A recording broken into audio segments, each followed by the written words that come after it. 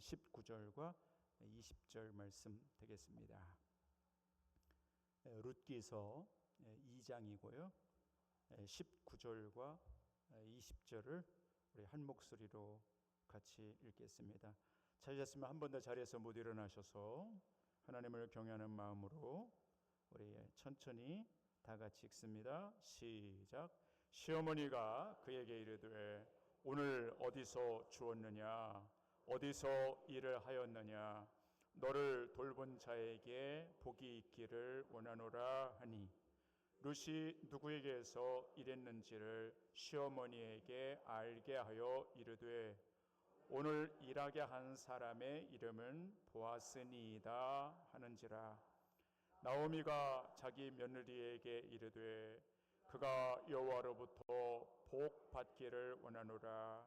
그가 살아있는 자와 죽은 자에게 은혜 베풀기를 그치지 아니하도다 하고 나오미가 또 그에게 이르되 그 사람은 우리와 가까우니 우리 기업을 물을 자 중에 하나이니라 하니라. 아멘. 자리에 앉아 주시기를 바랍니다.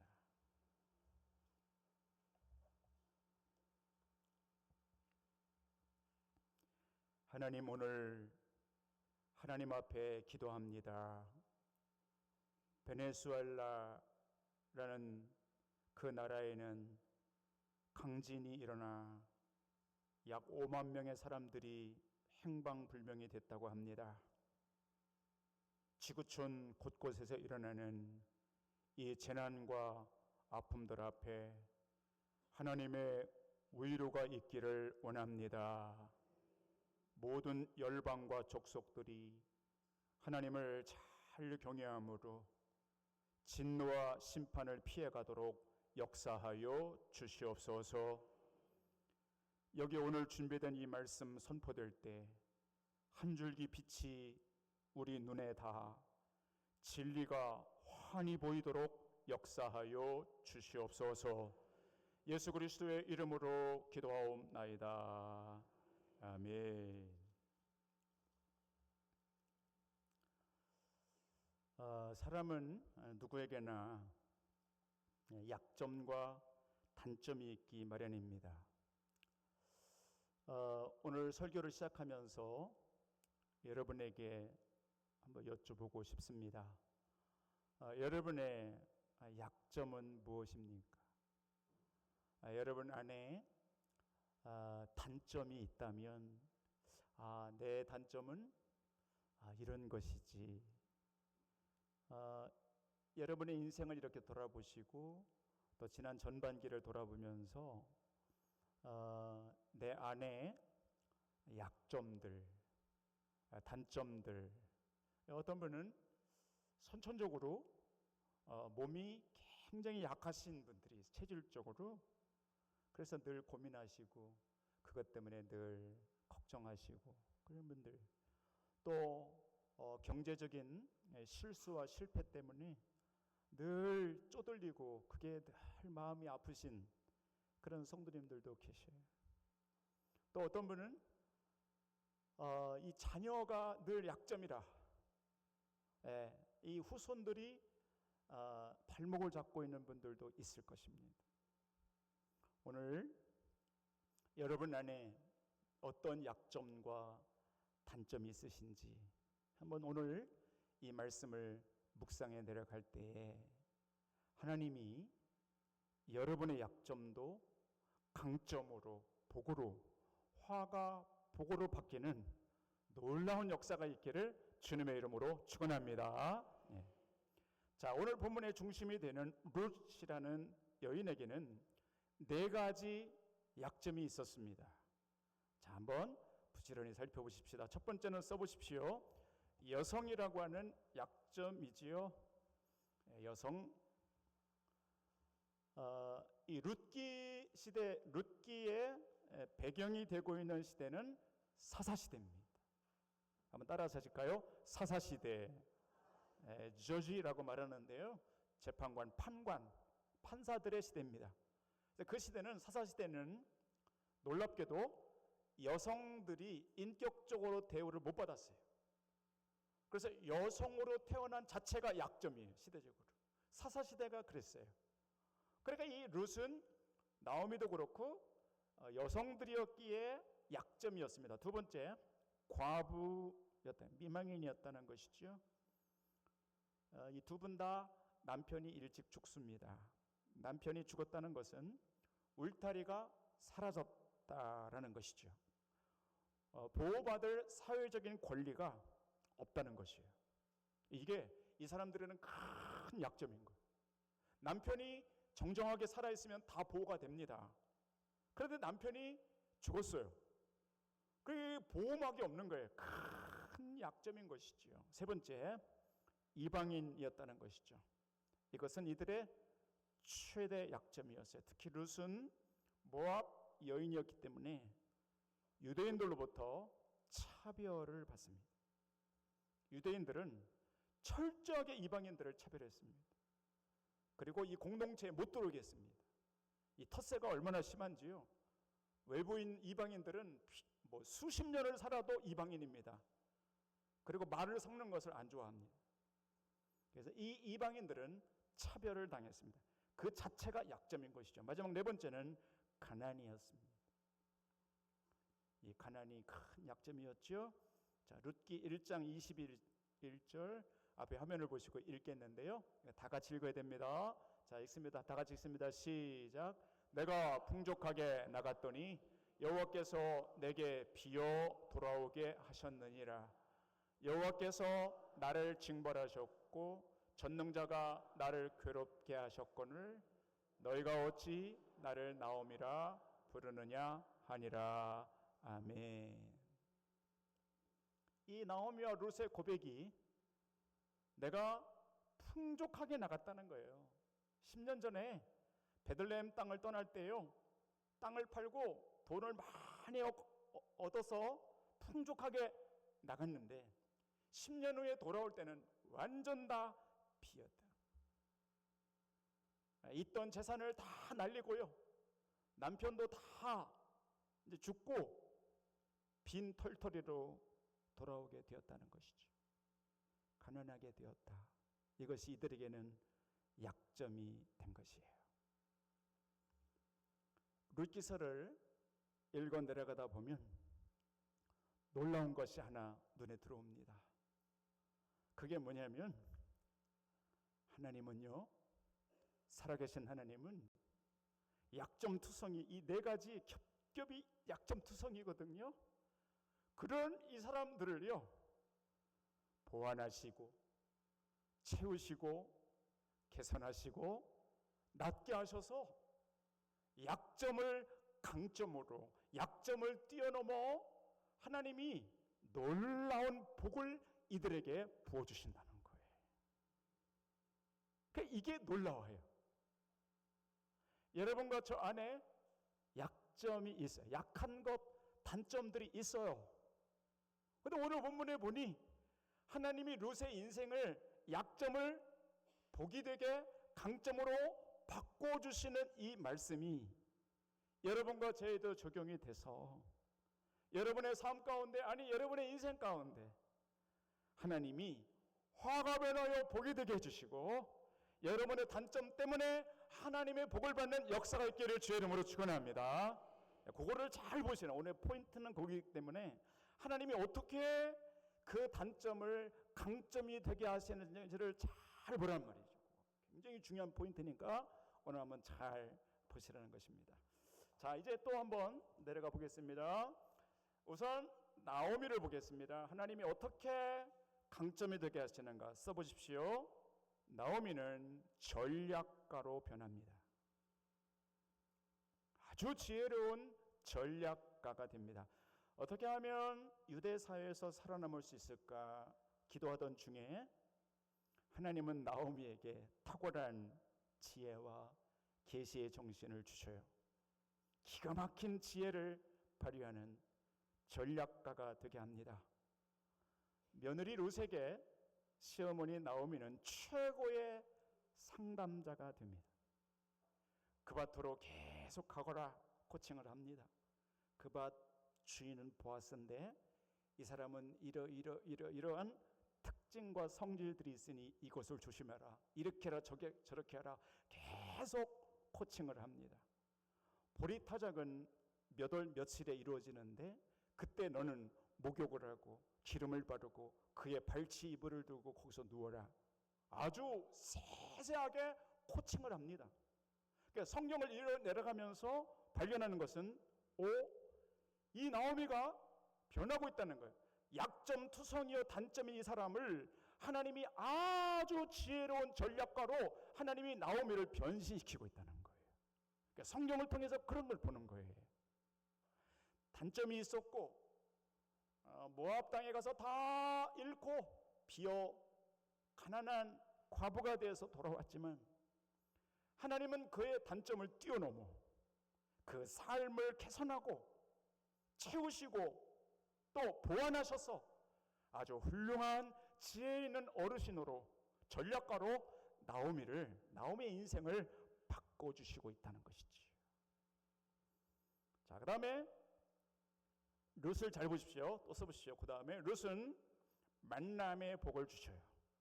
여러분 잘 아시는 것처럼 보아스를 만납니다. 자, 그런데 오늘 본문에 이제 20절에 중요한 게 하나가 들어있습니다. 자, 20절 여러분의 눈으로 여러분의 성경을 보십시오. 쭉 하면서 중반에 가시면 나오미가 또 그에게 이르되 그 사람은 보아스는 우리에게 가까우니 우리 기업을 물을 자 중에 하나이니라 하니라. 이렇게 되어 있습니다. 거기 기업을 물을 자, 여러분의 성경 보십시오. 그 번호가 1번이라고 써 있어요. 맞나요? 그죠? 그리고 1번에 가보십시오. 뭐라고 써 있나요? 레위기 25장 25. 여러분 눈으로 보셔야 돼요. 25절. 자, 이제 앞에 화면에 띄워보겠습니다. 레위기 25장 25절입니다. 자, 이제 같이 읽어야 됩니다. 화면 보시고 읽습니다. 시작. 만일 내 형제가 가난하여 그의 기업 중에서 얼마를 팔았으면 그에게 가까운 기업 물을 자가 와서 그의 형제가 판 것을 물을 것이요. 아멘. 자, 이제 잘 들으셔야 됩니다. 복잡합니다. 따라서 하세요. 고엘 제도. 한번 따라하세요. 고엘 제도. 히브리 민족의 아주 독특한 제도입니다. 고엘 제도라는 것입니다. 내용은 이렇습니다. 잘 보십시오. 친족 중에서 어떤 사람이 사업을 하거나 어떻게 하다가 이 땅을 팔게 됐어요. 그럴 수밖에 없어서 땅을 팔게 됐어요. 이 사람은 가난하지요. 때로는 노예가 되고 종으로 팔려가기도 합니다. 그때 가까운 형제 중에 하나가 와서 그 땅을 다시 사서 그 사람에게 찾아주는 거예요. 그래서 그 땅을 다시 사서 찾아주는 그 사람을 기업 물을 자, 이렇게 명칭이 그렇게 돼요. 기업 물을 자 이렇게 불러요. 또 하나, 친족 중에 어떤 사람이 결혼을 했는데 아기를 낳지 못하고 아기를 낳지 않고 남편이 죽었어요. 그러면 아기가 없는 미망인 과부가 됐잖아요. 그러면 그 사람을 그냥 내버려 두지 않고요. 그 가까운 형제 중에 하나가 그 혼자 된 과부하고 다시 결혼해서 씨를 줘요. 그래서 끊어진 자녀를 있게 해줘요. 그게 고엘 제도라는 거예요. 땅을 잃었으면 땅을 찾아서 주고 씨가 없으면 씨까지도 줘요. 그래서 그 사람의 재산과 자손을 있게 만드는 제도가 고엘 제도라는 거예요. 그런데 그것을 하려면 반드시 혈족이어야 돼요. 혈연 관계여야 돼요. 두 번째, 능력이 있어야 돼요. 세 번째, 자원해야 돼요. 요 세 가지예요. 그러니까 자기가 그런 일을 하고 싶으면 자원해서 해야 되고, 그리고 그 땅을 찾아줘야 되고 책임져야 되니까 능력이 있어야 되고요. 혈연 관계해야 되고 이런 게 맞아야 되는 거예요.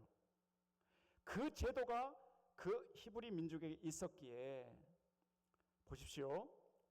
나오미가 이것을 알아챕니다. 이야, 이런 제도가 여기 있었구나. 이렇게 하면 되겠네. 이 나오미에게 번뜩이는 지혜가 생긴 거예요. 모압에서 베들레헴으로 돌아올 때 아무 생각이 없었어요. 이런 일들이 있으리라는 건 상상도 못했어요. 그냥 믿음 하나 가지고 룻과 돌아온 거예요. 그 돌아와 보니 룻이 보아스의 밭에서 일을 하는 거예요. 어느 날 하나님이 이 나오미에게 지혜를 주시네. 번뜩이고 지혜를 주시는데 고엘 제도가 있었지. 야, 이렇게 되다가는 이 보아스가 기업 물을 자가 될지도 모르겠다. 이게 딱 떠오르는 거예요. 그리고 룻에게 코칭을 하는 거예요. 그리고 룻이 시어머니의 말씀을 잘 듣고 보아스를 만나게 되면서 보아스가 있잖아요. 놀랍지요. 가장 가까운 형제였고요. 부자였어요. 능력이 많았어요. 그리고 안 하면 그만인데 이 보아스가 거절하지 않고 하겠다는 거예요. 내가 룻의 기업 물을 자가 되겠다는 거예요. 그래서 이 보아스가요, 잃었던 재산을 다 찾아주고요, 결혼하여 씨를 주고요, 넉넉한 인생을 살아가도록 룻과 나오미를 돌보는 거예요. 그리고 룻은 다윗과 그리스도의 혈통을 잇는 굉장히 중요한 자리에 올라가게 되는 것이에요. 약점투성이었습니다. 가난합니다. 아무런 희망이 없었습니다. 그런데 하나님은 이런 사람들을, 이런 약점을 있는 이 사람들을 강점으로 만들어 그 누구도 할 수 없는 놀라운 일들을 이들을 통해서 하나님이 행해 주시는 거 보십시오. 약점 저 너머로 나오미와 룻의 가정을 넉넉하게 해주고 보완하시고 개선하시고 채우셔서 부유한 넉넉한 인생을 살아가도록 만들어주시는 이 은혜, 오늘 예배 자리에 이렇게 오신 여러분 안에도 이런 은혜가 꼭 있기를 주님의 이름으로 축복합니다. 여러분, 약점 때문에 가슴 아파하지 마십시오. 내게 있는 어떤 단점 때문에 속상하지 마십시오. 하나님 안에 들어가면 얼마든지 그것들은 복으로 바뀝니다. 할렐루야. 그것을 오늘 본문이 여러분과 저에게 보여주시는 것이에요. 나오미도 룻도 세상 것 바라보지 않았어요. 오직 하나님이에요. 하나님만 바라보고 가는 거예요. 룻이 하나님만 바라보고 가는 거예요. 누가 있어요? 아무도 없어요. 울타리가 다 무너졌다니까요. 아무도 의지할 사람이 없었어요. 오직 하나님만 바라보고 베들레헴 땅으로 돌아온 약점투성인 이 시어머니와 며느리 룻을 하나님이 강점으로, 복 있는 사람으로 다 바꾸어 그 인생들에게 복을 주시니, 또 한 주를 살아가는 여러분과 저 안에도 하나님이 그런 역사를 일으켜 주셔서 여러분과 저의 고백이, 하나님은 내 약점을 바꾸어 강점이 되게 하시고 내게 주어지는 화가 변하여 복이 되게 해주시는 하나님이시구나, 이런 간증이 여러분 안에 꼭 있기를 축복하는 것이죠. 자, 사도행전 4장 13절 한번 읽어보려고 그러는데요. 자, 앞에 보시고요, 같이 한번 읽어봅시다. 시작. 그들이 베드로와 요한이 담대하게 말함을 보고 그들을 본래 학문 없는 범인으로 알았다가 이상히 여기며 또 전에 예수와 함께 있던 줄도 알고. 아멘. 여러분, 베드로는 예수님의 수제자이잖아요. 그죠? 근데 사도행전 4장 13절에 뭐라고 베드로를 말하냐면, 본래 그들은 학문이 없는 범인이었다는 거예요. 평범한 사람이라는 거예요. 이게 여러 번역 보면 이렇게 돼 있어요. 학교에 가보지 못한 평범한 사람, 그런 뜻이에요. 학교를 가보지 못했어요.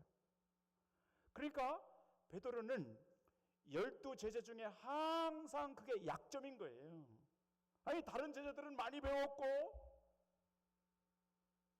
좋은 집안에서 예수님의 제자가 됐지만 베드로는 어때요? 공부를 많이 못했어요. 학교를 가본 일이 없어요. 이게 늘 약점이라, 그게 늘 가슴이 아픈 거예요. 그래서 베드로는 생각한 거예요. 내가 배운 게 없으니 나는 예수님이 하라는 대로 할 거야. 예수님이 죽으라면 죽고, 예수님 하시는 말씀, 나는 거기에 생명을 걸 거야.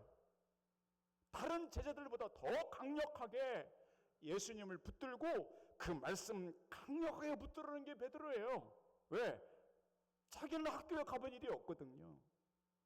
그러나 이거 아니면 죽는다 이거예요. 그러니까 여러분, 그 약점이 강점이 되는 거예요. 다른 제자보다 훨씬 더 능력 있는 제자가 되는 거예요. 그런 걸 보셔야 되는 거예요. 하나님 안에, 내가 그리스도 안에 있을 때는 그 단점이 강점으로 바뀌는 그 뭔가가 있단 말이죠. 그러니까 어때요? 베드로는 중풍병자도 살렸고 나면서 앉은 데 있는 사람도 걸어 일으켰고요. 다비다라는 죽은 사람도 살려냈어요. 여러분, 배워서 됐겠습니까? 아닙니다.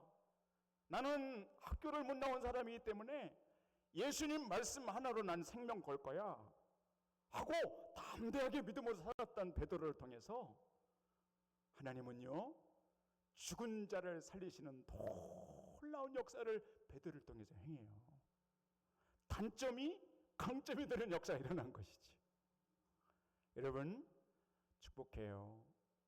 여러분이 안에 있는 약점과 단점 때문에 낙심하거나 원망하거나 슬퍼하거나 우울해지지 말라는 거예요. 언젠가는 여러분의 상처가 별이 됩니다. 여러분의 약점이 복으로 바뀌어집니다. 여러분의 약점이 강점이 될 것입니다. 그렇게 되기를 주의 이름으로 축원합니다.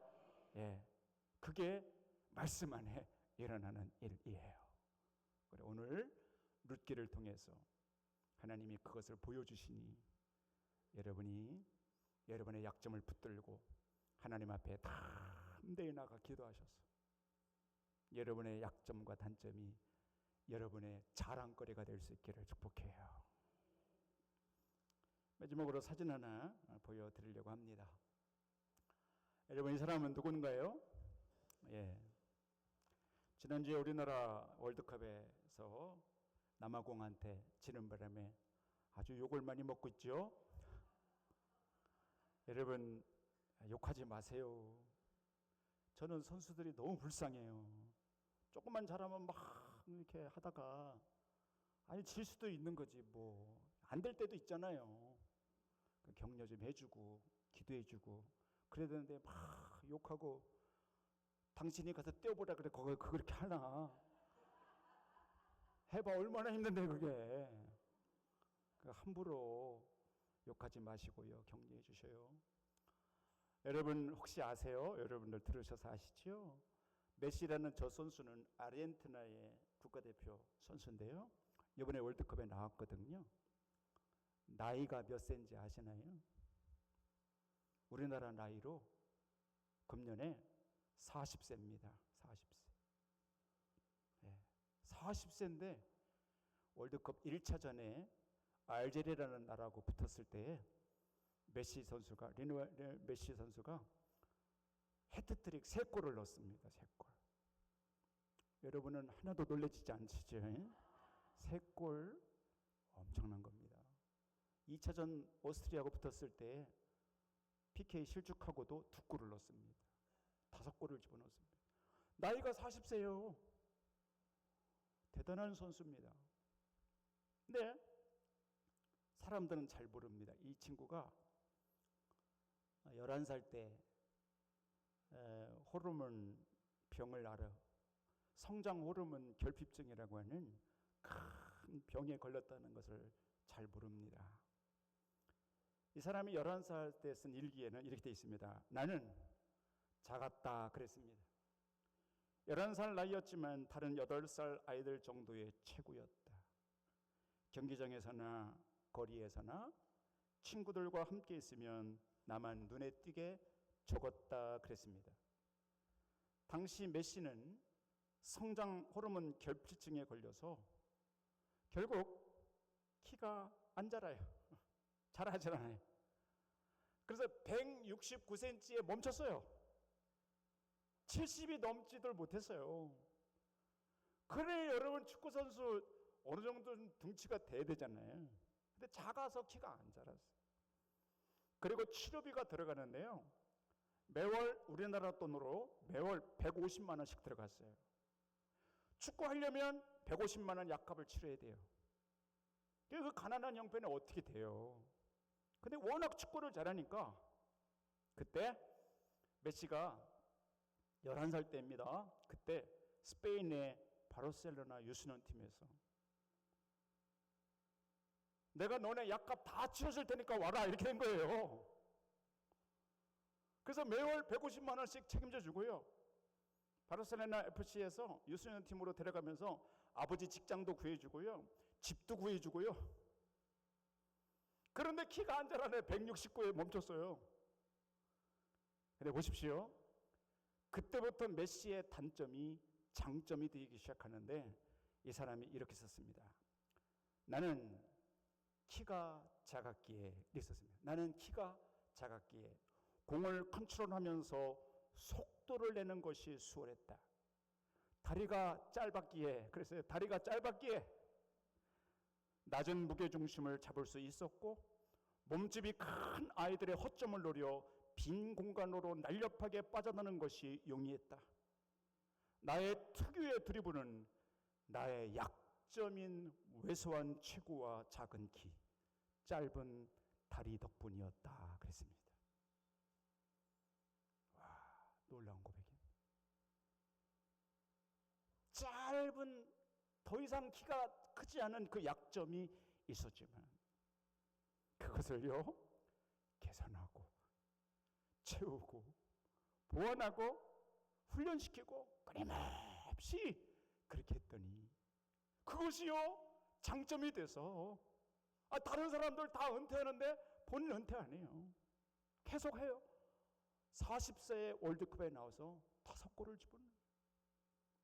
어때요? 단점이 강점이 되고 있는 세계적인 선수가 되고 있잖아요. 여러분과 제가 하나님 안에 있으면 똑같습니다. 나이가 많이 드신 어르신들도 병원에 누워 계신 성도님들도 아무리 이 룻처럼 가난한 우리의 삶의 형편이어도 하나님 안에 있잖아요. 그러면 언젠가 그 단점이 강점이 될 날이 옵니다. 그것이 오늘 본문이 말씀하고 있는 여러분과 저에게 주시는 메시지이니 어떤 약점이 있어도 낙심하거나 우울하지 마시고 살아계신 하나님을 붙들고 나오미처럼 룻처럼 믿음으로 잘 살아가셔서 언젠가 여러분의 모든 약점이 장점이요 복이 되기를 주의 이름으로 축원합니다. 기도하겠습니다.